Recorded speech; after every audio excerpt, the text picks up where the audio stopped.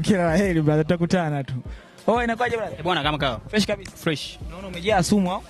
Ndo kama hivyo taratibu tu. Nani kazingua ndani? Ndio hivyo majaji wamezingua. Wote.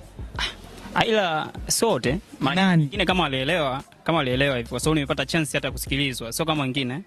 Namshukuru Mwenyezi Mungu, lakini nagundua kuna kitu nitakiwa nijifunze. Unajua?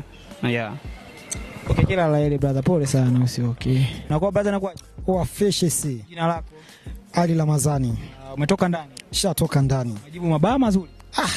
Samwao kidogo mazuri, kidogo mabaya. Nani kazingua?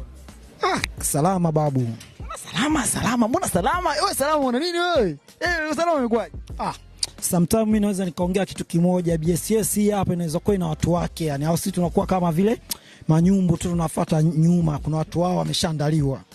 Umeona Huwezi ukafika pale kwa stage umesimama ndo umepewa start ndo unaanza nayempenda nazingua. Kweli ashakuzingua pita hivi.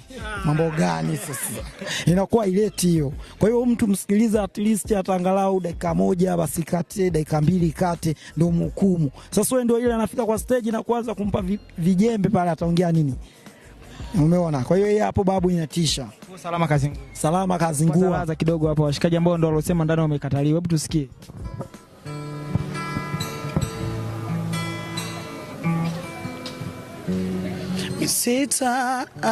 Sitaabudu Mungu mwingine ila wewe tu,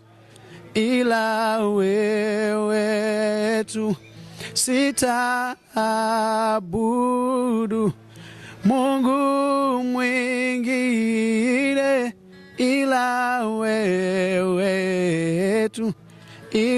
wewe tu, sitaabudu Mungu mwingine ila wewe tu, mi sitaabudu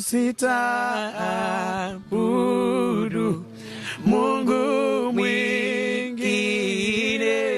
ila wewe tu, one more time to sing. Sitaabudu Mungu mwingine ila wewe tu, Bwana asante sana mwanangu. Hebu chukua mfano washikaji wanaimba hivi afu wameambiwa ndani wanazingua. Sasa wewe mwenzangu leo nyumbani uko naimba nyimbo za Zuchu kila siku. Umeisha.